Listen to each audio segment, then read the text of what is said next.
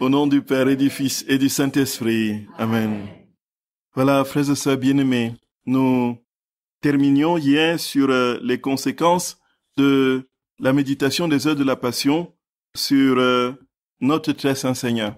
Nous avions dit que les conséquences étaient absolument et ô combien infinies sur tout le créé, sur les éléments de la création, sur les hommes sur la terre, sur les saints, sur les âmes du purgatoire, et donc c'est tout ce qui était, frères et sœurs bien-aimés, constitué dans ce que nous confessons dans le credo comme univers visible et invisible, qui bénéficiait du retentissement, justement, des heures de la passion de notre très saint Seigneur quand nous les méditions. Et comme nous l'avons dit, nous avons à notre portée, frères et sœurs bien-aimés, une bombe divine dont la conflagration est sans fin, et dont le mouvement, justement, de capillarité dans son extension ne souffre d'aucun obstacle.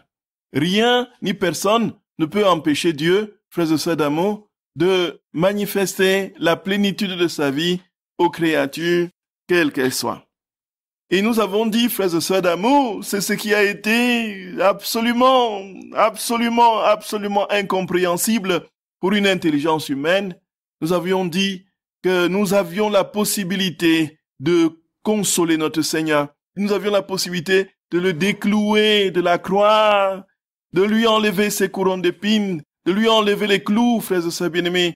Nous avions la possibilité, frères et sœurs d'amour, de lui donner l'apparence contraire à ce que décrit Isaïe au chapitre 54. Lorsqu'il était défiguré, il n'avait plus de visage, il n'avait plus le visage d'homme, nous pouvons lui donner un visage d'homme. Frères et sœurs d'amour, c'est au-delà de tout. C'est au-delà de tout. Voilà, frères et sœurs d'amour.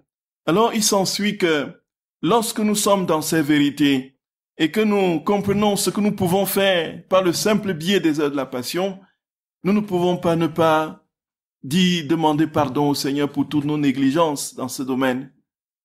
Et alors, non seulement pour le Seigneur, mais aussi pour sa très sainte mère, dit Jésus.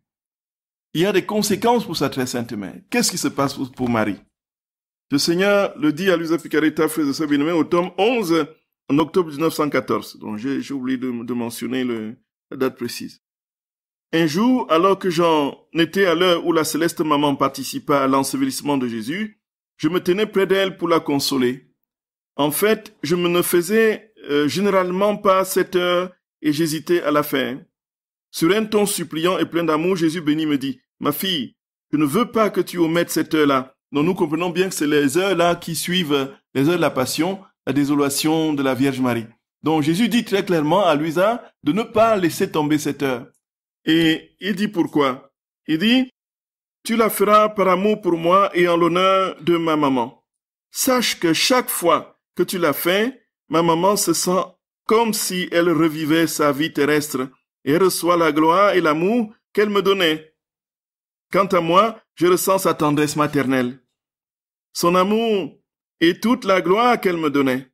De plus, je te considère comme une mère. » Ensuite, il m'embrassa et me dit avec grande douceur, « Ma maman, ma maman, voyez, ma maman, maman chérie. » Donc sa très sainte mère, dit notre Seigneur à Luisa Picaretta, ressent le même amour qu'elle donnait à son fils, la même gloire qu'elle lui donnait. Au moment où nous prions ces heures de la désolation de la Vierge Marie, ce qui se passe, frères et sœurs, c'est que là, ça rend présent notre très sainte mère. Notre très sainte mère est présente dans les heures de cette méditation.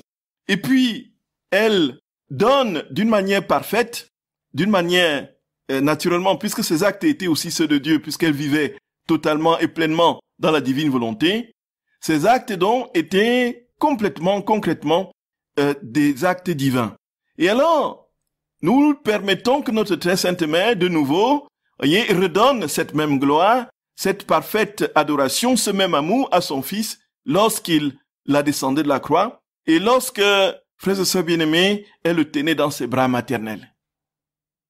Et donc nous rendons présent notre très sainte mère. Nous voyons bien, frères et sœurs bien-aimés, en règle générale, dans la divine volonté, ce qui se passe, c'est que nous rendons présent le ciel dans tous les actes que nous faisons. Et bien plus encore, dans les méditations des heures de la Passion, il y a comme Jésus le dit, ce mystère de substitution. Nous sommes dans la personne de Jésus quand nous faisons tous les actes de la divine volonté et dans la méditation des heures de la passion, nous sommes dans sa propre personne et nous vivons tout en lui et avec lui. Et dans ces conditions, frères et sœurs d'amour, il ne peut pas ne pas se produire ce que Jésus a vécu quand il était sur la terre. Donc, comme nous avons vu, tout le ciel est présent, tout le ciel se déploie. Donc notre très sainte mère revit et pose les mêmes actes qu'elle a posés, puisque ce sont des actes continuels, des actes éternels. Et là, frères et sœurs d'amour, c'est tout simplement abasourdissant. C'est tout simplement renversant. C'est tout simplement sans qualificatif. C'est au-delà de tout ce que nous pouvons imaginer. Nous sommes à portée du ciel, non pas seulement à portée du ciel, mais nous contenons dans tous nos actes le ciel. Nous méditons 1 heure et nous rendons le ciel présent dans les conditions temporelles de l'époque et qui s'épanouit naturellement dans la vie de gloire d'éternité. Et donc, ce qui nous est donné dans la méditation, ce n'est pas seulement les conditions de cette époque dans lesquelles Jésus a vécu et ce qu'il a souffert, mais c'est le resplendissement de tout ce qu'il a vécu et souffert sur les âmes de tous les temps, dans toutes les éternités des éternités, à la mesure sans fin de Dieu qui est sans mesure.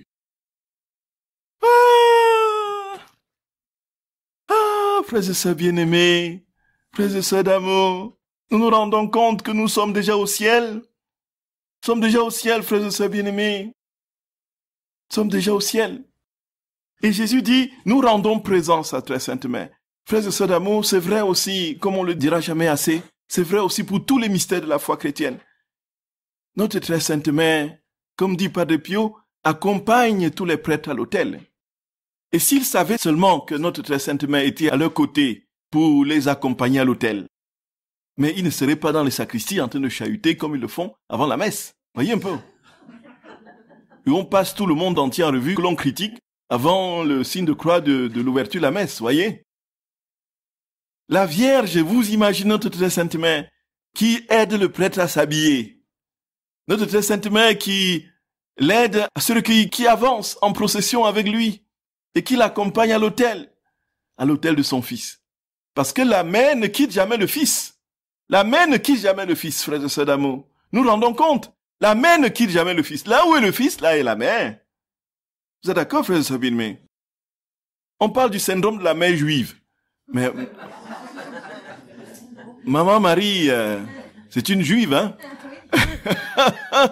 C'est une juive plus. Et bien plus encore, la mère de l'humanité. Mais elle ne quitte jamais ses enfants.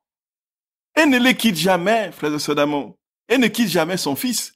Et donc, du coup, chaque fois que notre Seigneur est là, chaque fois que nous sommes dans la divine, la mère est là, la Vierge est là.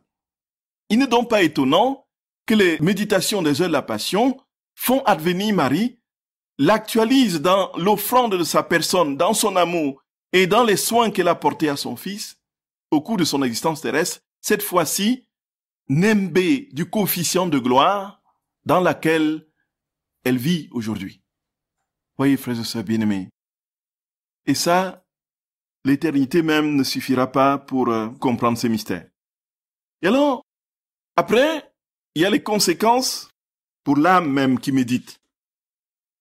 Donc, pour l'âme, qu'est-ce qui se passe quand l'âme se médite les heures de la passion? Alors, l'âme, frères et sœurs d'amour, d'abord reçoit l'application de toutes les souffrances, de tous les mérites que produisent ces souffrances, justement, les reçoit, l'âme les reçoit. Et alors, Jésus dit très clairement que l'âme est embellie, parce que le sang de Jésus coule dans l'âme. L'âme est renouvelée, l'âme est transfigurée. Il y a, frères et sœurs bien-aimés, l'âme est guérie quand elle est blessée. Frères et sœurs d'amour, si nous méditons tous les jours la passion de notre Seigneur, c'est une source de guérison. Comme les connaissances de la lecture du livre du ciel, c'est une source de guérison. C'est comme ça, puisque Jésus, Dieu, se donne dans ce qu'il dit, dans ce qu'il fait, et ce qu'il fait est lui-même. Qu'est-ce qu'il est? Il est sainteté, il est amour, il est bonté, il est tendresse, il est guérison, voyez, il est parfaite restauration. Et donc, au fur et à mesure que nous nous exerçons dans cette vie d'intimité avec le Seigneur dans la divine volonté, tout en nous est régénéré, progressivement régénéré. Et un jour, nous ne nous reconnaissons plus. Frères et sœurs bien-aimés, pardonnez-moi, je ne suis pas encore arrivé, mais je peux vous assurer que je fais du chemin. Et je sens aujourd'hui que dans cette vie, dans la divine volonté, avec mes chutes, mes rechutes, voilà, mes tergiversations, mes inconstances, ainsi de suite, voilà, avec tout de même animé par la bonne volonté, que je peux dire que j'ai fait du chemin. Ça ne pouvait pas être autrement. La vérité est que j'ai vu des changements dans ma vie intérieure profonde. Et ces changements ne pouvaient autrement survenir que par cette lecture du livre du ciel. Et puis, justement, les peu de temps que j'ai pu méditer avec véritablement d'attention et d'amour, les heures de la passion de notre Seigneur. Jésus le dit à Luisa Picaretta, frères et sœurs d'amour, au tome, c'était un texte magnifique que vous retrouvez aussi dans la partie introductive des heures de la passion éditée par l'association. Donc, c'est au tome 13 du 21 octobre 1921. Il dit donc, je méditais sur la passion de mon doux Jésus. Venant vers moi, il me dit, ma fille, toutes les fois que l'âme pense à ma passion, chaque fois qu'elle se souvient de ce que j'ai souffert, ou qu'elle sent de la compassion pour moi, l'application de mes souffrances est renouvelée en elle. Mon sang surgit pour l'inonder, mes plaies la guérissent, si elle est blessée, ou l'embellissent si elle est en santé. Tous mes mérites l'enrichissent. L'effet que produit ma passion est surprenant. C'est comme si l'âme déposait en banque tout ce qu'elle a accompli et souffert pour recevoir le double en retour. Ainsi, tout ce que j'ai réalisé et souffert rejaillit continuellement sur les hommes, comme le soleil offre constamment sa lumière et sa chaleur sur la terre. Ma façon d'agir n'est pas sujette à l'épuisement. Oui, frères et sœurs bien-aimés. Elle dit que le Seigneur, oh Jésus, Jésus de mon cœur, Jésus d'amour, sois béni Seigneur. Voyez, il y a le geyser, c'est ça le geyser? Le geyser, oui, le geyser, voyez. Bon, il y a le geyser, oui, tout à fait. C'est l'eau qui sort tout le temps là, c'est ça? C'est ça le geyser, oui. Donc, il y a des termes que j'ai appris tout récemment. Enfin, je savais pas ce que signifiait Karcher jusqu'à ce que Sarkozy l'utilise. J'ai dit, mais c'est quoi le Karcher?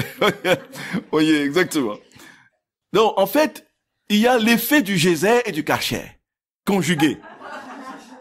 Voyez, donc le Karcher, voyez, le sang de notre Seigneur purifie, pulvérise tout ce qui est en nous. Cet amour ne correspond pas à sa sainteté.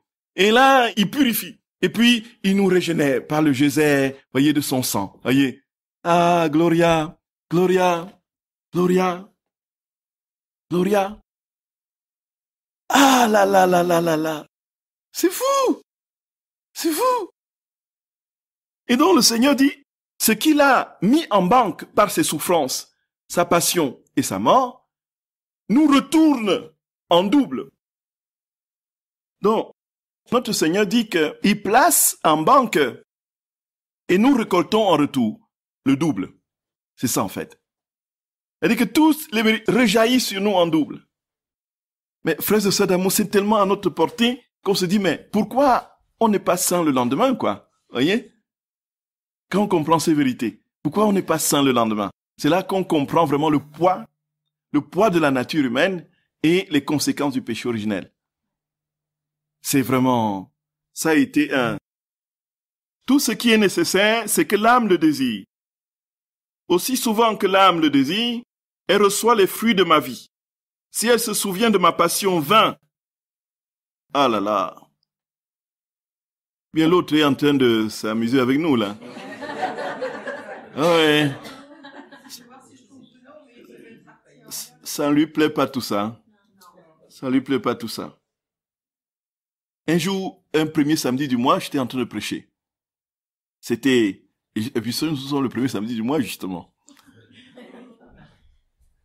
Et donc, il y avait l'assemblée était recueillie, frères et sœurs bien-aimés, frères et sœurs d'amour. Si vous saviez comment vous portez les prêtres dans les célébrations quand vous êtes recueillis, c'est incroyable. Le prêtre peut être beau, faire tout ce qu'il veut à l'autel, mais quand il n'y a pas une assemblée qui porte, voyez frères et sœurs, ça, l'assemblée était recueillie, les âmes qui étaient venues pour ce premier samedi étaient tellement ferventes.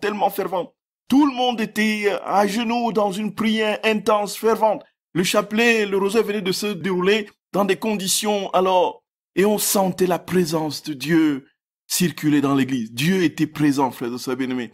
Et moi-même, le prêtre, j'étais complètement étonné de cette ferveur inhabituelle. Et puis, à un moment donné, on n'a absolument rien compris. Un vacarme comme si des gens faisaient des bruits de casserole, voyez. Des bruits de casserole en n'en plus fini, comme s'il y avait 5000 personnes qui faisaient des bruits de casserole dans l'église. Personne n'a rien compris. Personne n'a rien compris. Et ça a duré à peu près 30 à 40 secondes comme ça. C'était interminable. Et puis, la messe s'est terminée. Il y a eu des gens qui sont venus après la messe. Donc, il y a des gens qui sont venus se confesser. Mais je peux vous assurer, frères et sœurs d'amour, que c'était des très, très, très, très gros poissons. Voyez. Alors, on a compris le sens parce que l'ennemi, voyez, qu'est-ce qu'il fait? Quand il sent qu'il est en train de perdre la partie, voyez, Et beaucoup aussi dans des communautés, ils ont expérimenté ça. Chaque fois avant un moment de grande campagne, soit d'évangélisation, soit de retraite et tout ça, tout tombait en panne, voyez. Tout tombe en panne. Et le frigidaire ne marche plus. Quand ils arrivent, la sono ne marche plus. Tout est, voyez. Et on fait tout, on appelle les techniciens, rien. Et puis, un prêtre a l'idée de faire une bénédiction et de jeter l'eau bénite, et puis tout remarche, voyez. C'est comme ça. Alors, Jésus dit, frères et sœurs bien-aimés, que avec ces trésors-là, combien en font cas? Il y a très peu qui puisent dans ces trésors pour leur régénération. Combien peu en font leurs trésors, dit Jésus. En dépit de tous ces bienfaits, on voit tant d'âmes faibles, aveugles, sourdes, muettes et boiteuses. En somme, de dégoûtants cadavres vivants, dit Jésus. Pourquoi? On oublie ma passion, alors que mes souffrances me plaisent et mon sang offre une force pour surmonter la faiblesse, une lumière pour donner la vue aux aveugles, une langue pour délier les langues des muets et ouvrir les oreilles des sourds, une voix pour guider les faibles, la vie pour ressusciter les morts. Tous les remèdes dont l'humanité a tant besoin peuvent être trouvés dans ma vie et ma passion. Donc si nous sommes faibles, inconstants, malades, pauvres, squelettiques, affamés, sans aucune consistance, c'est tout simplement parce que nous avons négligé, dit Jésus, sa passion. Mes créatures méprisent cette médecine et ne profitent pas de mes solutions. Aussi, malgré ma rédemption, l'homme dépérit comme s'il était affecté d'une tuberculose incurable. Jésus a des mots forts. Hein? Ce qui me peine plus particulièrement, c'est la vue des personnes religieuses qui se donnent du mal pour des questions de doctrine, pour des spéculations et des histoires. C'est nous. Les théologiens, voyez, tous ceux qui font, voilà, on passe le temps à pérorer là comme des perroquets dans des salons et des colloques. On se discute sur un point. Ça veut plutôt dire ceci. On se tiraille. Et puis, à qui veut bien montrer qu'il connaît mieux que l'autre? À qui veut bien montrer qu'il a plus publié que l'autre? À qui veut bien montrer qu'il a une science dessus, qu'il a fait plus d'études et plus de diplômes?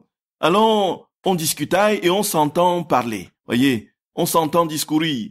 Et puis, la vanité s'enfle. Et puis, on prend la place de Dieu. On décide même que ce qu'il a fait n'était pas conforme à notre raison. Et puis, on va dans les processus interminables de démythisation et de démythologisation. Tout ce que Jésus a fait de l'ordre des miracles, il ne faut pas considérer comme tel. C'est juste une symbolique, c'est une présentation justement Et puis on entre dans des trucs, on n'en plus fini. On s'assèche l'esprit, l'âme est vide. Et puis on finit par dire que Jésus est allé avec Marie-Madeleine. Et puis on arrive à des situations alors qu'on est prêtre pour prêcher la croix, la passion de notre très saint Seigneur, frères et sœurs d'amour. Vous vous rendez compte?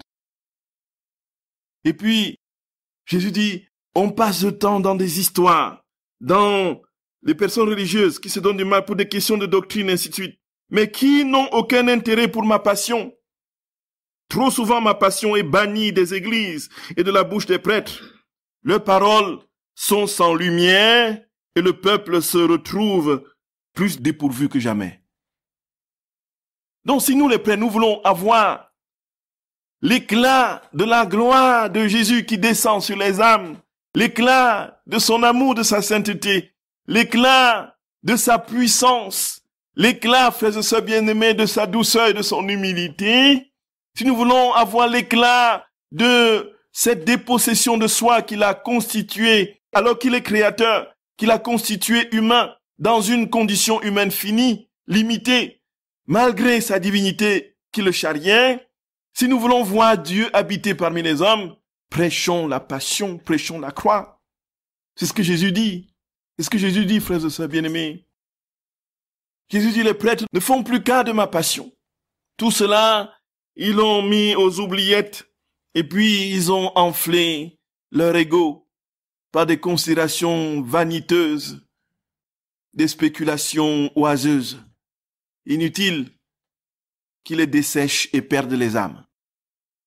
Et alors, elle dit plus tard, je me suis vu face à un soleil dont les rayons dardaient sur moi et me pénétraient. Je me suis senti assailli, au point d'être complètement à sa merci. Sa lumière brillante ne m'empêchait pas de le regarder, et chaque fois que je le regardais, j'expérimentais un plus grand bonheur. Mon doux Jésus venant de l'intérieur du soleil me dit, « Fille bien-aimée de ma volonté, le soleil de ma volonté t'inonde merveilleusement. Tu n'es rien d'autre que la proie, le jouet et la consolation de ma volonté. Dans la mesure où tu t'immerges en elle, ma volonté, comme la lumière du soleil, déverse sur toi les parfums de ma sainteté, de mon pouvoir, de ma sagesse, de ma bonté. Comme ma volonté est éternelle, plus tu t'efforces de rester en elle et d'en faire ta vie, ta propre volonté absorbe mon immutabilité et mon impassibilité. L'éternité t'immerge totalement, si bien que tu participes à tout et que rien ne te quitte. Donc, frères et sœurs bien-aimés, nous participons pleinement, totalement, parfaitement à la vie de Dieu dans la méditation de ces heures de la passion de Jésus. Et quand nous avons ces vérités devant nous, on ne peut que demander au Seigneur avec ardeur et soif de nous permettre de le vivre le plus rapidement possible. Le plus rapidement possible, frères et sœurs d'amour, le plus rapidement possible. Il n'est plus question de sursoir à la sainteté. Elle est là à notre portée, elle est là. Jésus nous dit, prends mon enfant, tiens-le, je te le donne. Le voilà. Ou plutôt, me voici, mon enfant, me voici. Ma fille, le monde est devenu déséquilibré. Voilà. Alors, ça c'est pour l'âme. Alors, nous allons revenir à l'âme après avoir parlé du monde. Donc, la classification n'a pas été parfaite chez moi. Donc, pour le monde, qu'est-ce qui se passe? Nous établissons l'équilibre du monde. Nous réordonnons les éléments du monde, la création. Nous ordonnançons ce qui a été déréglé dans l'univers. Nous redonnons la perfection de l'image de la création comme à l'origine. C'est ce que Jésus dit, frères et sœurs bien-aimés. Et ça, qui pourrait dire, frères et sœurs d'amour, qui pourrait dire? Jésus dit, au tome 11 du 2 février 1917, « Ma fille, le monde est devenu déséquilibré parce qu'il a perdu la pensée de ma passion. Dans la noirceur, il n'a pas trouvé la lumière de ma passion qui l'aurait éclairé. Et comme cette lumière lui aurait fait connaître mon amour et combien les âmes m'ont coûté, il se serait mis à aimer celui qu'il a tant aimé, et la lumière de ma passion l'aurait guidé et mis sur ses gardes au milieu des dangers. Dans la faiblesse, il n'a pas trouvé la force de ma passion qui l'aurait soutenu. Dans l'impatience, il n'a pas trouvé le miroir de ma patience qui lui aurait infusé le calme et la résignation. Et à la vue de ma patience, il se serait senti gêné et se serait fait un devoir de se dominer. Dans les souffrances, il n'a pas trouvé le réconfort des souffrances d'un Dieu qui lui aurait infusé l'amour de la souffrance. Dans le péché, il n'a pas trouvé ma sainteté qui lui aurait infusé la haine du péché. Ah, l'homme a abusé de tout parce que sur tous les points, il s'est éloigné de celui qui aurait pu l'aider. Voilà pourquoi le monde est devenu déséquilibré. Il s'est comporté comme un enfant qui ne veut plus reconnaître sa mère, ou comme un disciple qui, reniant son maître, ne veut plus entendre ses enseignements. Qu'est-ce qui va arriver à cet enfant et à ce disciple? Ils seront la honte de la société. Tel est devenu l'homme. Ah, il va de mal en pis, et je pleure sur lui avec des larmes de sang. Je pleure sur lui avec des larmes de sang. Je pleure sur lui avec des larmes de sang. Frères et sœurs bien-aimés, voilà la désolation de notre Seigneur. Le monde a perdu son équilibre, tout simplement parce qu'il n'a pas reconnu son Seigneur, parce qu'il n'a pas tiré dans le mystère de la rédemption, dans sa passion et dans sa croix, tout ce qui lui aurait été nécessaire pour être en équilibre, pour être stable, pour être dans la constance de l'amour, pour être dans la paix.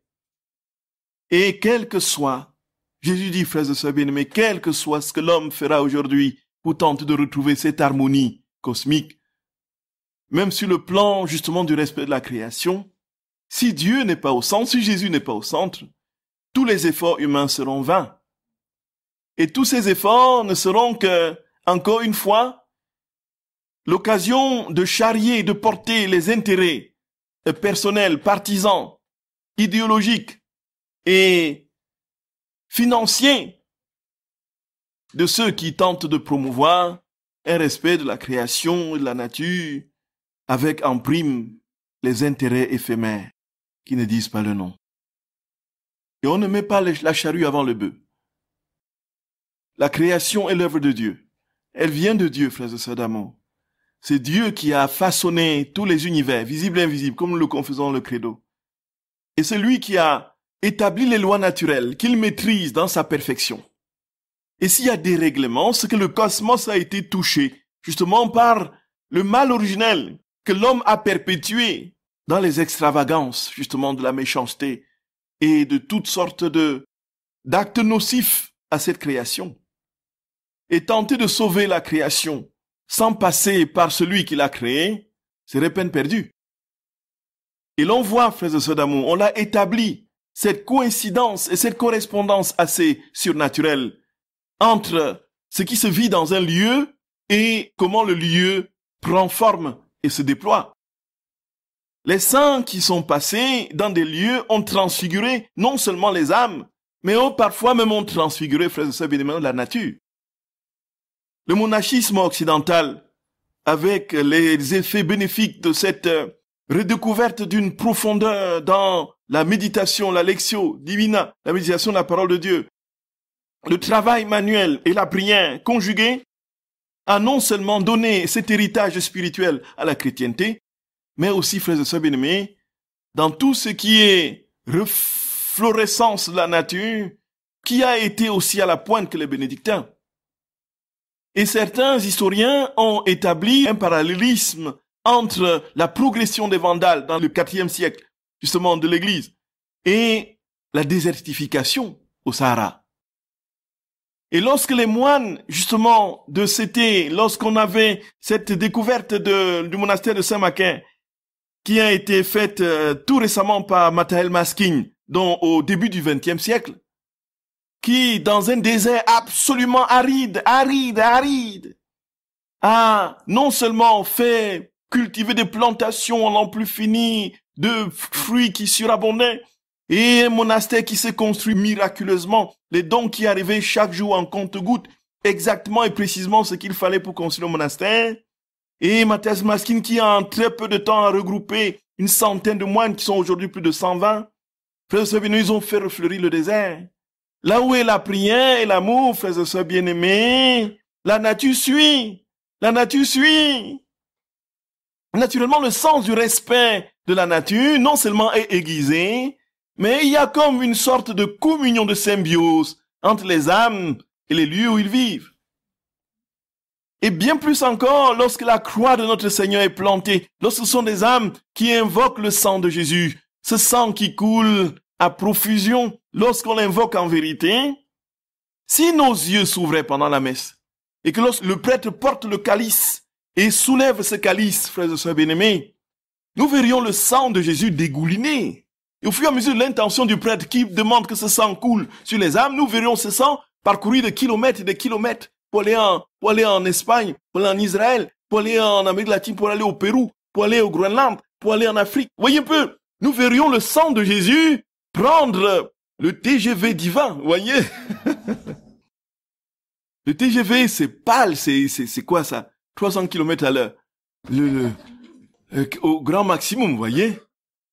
Mais le sang de Jésus, dans sa course folle, pour toucher les âmes, quand le prêtre soulève l'hostie et le calice, c'est à la vitesse de la lumière est pâle, insignifiante, devant la vitesse, frères et sœurs bien-aimés, de ce sang précieux qui circule dans les âmes, là où ils sont. Et ce sang monte au ciel, monte au ciel, monte au ciel, touche, ravit les âmes. Comme Jésus dit, leur donne une béatitude accidentelle. Ça veut dire que les saints qui sont au ciel reçoivent un surcroît de béatitude. Donc au ciel, on continue à croître dans l'amour et la sainteté. On continue à croître dans la gloire et la lumière. On continue à croître. C'est une croissance sans fin puisque nous sommes éternels. Nous sommes désormais, frères et sœurs bien-aimés, appliqués et greffés dans la sainteté éternelle de Dieu. Donc toujours en extension de sainteté, d'amour et de... Ça ne finit plus jamais. Ouah! On n'a plus fini, frères et sœurs d'amour. C'est terminé, hein. C'est fini. Depuis que vous êtes nés, c'est fini pour vous. Vous êtes configurés. Vous ne pouvez plus vous reposer. L'amour ou rien. L'amour ou rien. Vous ne vous reposerez plus jamais. L'amour ou rien. Et alors l'âme prend son envol. Et le sang de Jésus, frères et sœurs bien-aimés, se répand, se répand, se répand, se répand. Et la nature est sensible à la présence. Je connais une personne qui est tellement... Ah, c'est impressionnant. Oh Jésus, ça touche, c'est touchant, c'est touchant, c'est touchant. C'est un chat qui était dans une maison voisine, qui les propriétaires voulaient déménager, et ce chat, il n'aimait pas ce chat, puisqu'il y avait beaucoup d'autres animaux. Il y avait des chiens, il y avait, voilà, d'autres chats qui préféraient d'autres chats à celui-là, à l'autre chat là, vous voyez. Et puis, chaque fois, il y avait des conflits entre les animaux. Et puis, à un moment donné, donc, les propriétaires ont pris une aversion particulière pour ce pauvre chat canard boiteux, parce elle revenait avec des portées et tout ça, et puis prenait les petits, et puis maltraitait la chatte, et ainsi de suite. Ils avaient donc pour projet d'aller jeter le chat en forêt, pendant le déménagement, quoi, vous voyez, pour que le chat, voilà, devienne chat sauvage, dans le meilleur des cas, et puis qu'il meure dans le pire. Et puis, il y a la voisine qui a dit, non, je veux absolument recueillir. Donc, ce chat, cette voisine, c'était une personne très, très, très affectueuse avec des animaux, très, très priante, qui avait une vie spirituelle profonde. Sauf que, il y avait, effectivement, avant qu'il ne déménage, la chatte qui voyait déjà que la voisine était un peu gentille. Voyez? Parce que quand elle traversait la clôture, la voisine donnait des croquettes et tout ça. Elle avait d'autres chats et tout ça. Et puis, elle approchait un peu timidement, elle regardait, elle guettait, et la voisine, bon. Et puis, elle a eu une autre portée, et quand les petits sont nés, elle n'est plus allée chez ses propriétaires. Alors, ce qu'elle a fait, c'est qu'elle a commencé d'abord à porter le petit chaton, le premier. Il avait au moins 4 ou 5 qu'il avait gardé là. Elle a porté le premier chaton, voyez, pour l'amener, voyez, devant, elle a déposé devant l'autre propriétaire gentil, l'autre voisine gentille, et puis elle regardait ce qu'elle va faire, et puis la voisine s'avance, et puis elle prend le petit chaton, et puis il caresse le petit chaton, et il jette la croquette, voilà. Et puis, 2 jours après, il amène un deuxième, vous voyez, comme ça. Oui. Et puis, alors, 3 jours après, donc, il amène un troisième, vous voyez, le troisième, toujours dans le même processus. Et puis, il y avait un tout dernier qui demandait de croître, le 4e, dont il a amené après 1 semaine. Quand il était déjà suffisamment, ouais, il amène, voilà. Et puis, elle voit comment la voisine s'occupe d'elle, et puis, donc finalement, qu'est-ce que la chatte a fait? La chatte a progressivement fait faux bond à ses propriétaires avant même qu'il ne... voilà, il sentait qu'il devait passer dans un mauvais cadre, ou plutôt le restant de sa vie dans les tourments indicibles.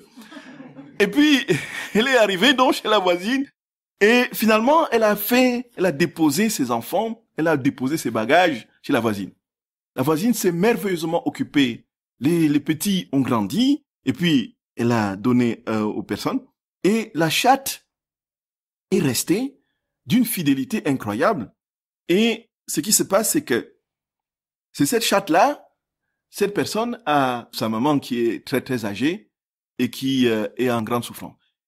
Et c'est cette chatte qui, dans les moments où sa grand-mère, on peut dire comme ça, voyez, est dans des situations extrêmes, va prévenir la gentille propriétaire qui l'a accueillie, voyez un peu, en lui faisant des signes instants pour dire voici effectivement la chatte qui court et puis voici la maman qui est complètement en train de tomber du fauteuil, voyez un peu ça, et la chatte va prévenir. Et donc cette chatte là va maintenant petit à petit grimper sur le lit de la gentille propriétaire et puis à un moment donné elle raconte à la propriétaire que tout récemment elle dit la chatte carrément quand elle voit que cette grand-mère, cette mamie est en souffrance, elle monte sur la mamie, elle se frotte comme ça sur les endroits, voyez un peu ça. L'amour a attiré les animaux. L'amour a attiré, frères et sœurs, la nature. C'est-à-dire que la nature fonctionne, a été créée par amour et c'est l'amour qui va réordonnancer la nature. Et quel est l'amour parfait? C'est l'effusion du sang de notre Seigneur. Voyez ça? L'animal qu'on voulait condamner comme étant la bête la moins gentille, la plus violente, celle qui faisait du mal à tous les autres animaux et que les patrons devaient jeter en forêt, c'est elle qui est en train de faire vivre notre maison à côté. Voyez? Tout simplement pour dire l'influence que notre être profond peut avoir sur notre entourage. Et là, c'est vrai pour les personnes, c'est encore bien plus vrai pour les personnes, pour les âmes. Frères et sœurs d'amour. Quand une âme remplie d'amour et remplie de bonté se met quelque part, ce qui se passe autour, c'est la bonté et l'amour, voyez? Mais quand une âme remplie de rapine, de haine et toutes sortes de malversations se plante, ce qui se passe, c'est la discorde, la désunion. Voyez? Et c'est l'incroyable mystère de l'iniquité qui, Jésus dit, est réparable par son sang. Réparable par son sang précieux. Voyez, frères et sœurs bien-aimés, je vous salue Marie, pleine de grâce. Le Seigneur est avec vous. Vous êtes bénie entre toutes les femmes. Jésus, le fruit de vos entrailles, est béni. Sainte Marie, Mère de Dieu, priez pour nos pauvres pécheurs, maintenant et à l'heure de notre mort. Amen. Au nom du Père et du Fils et du Saint-Esprit. Amen.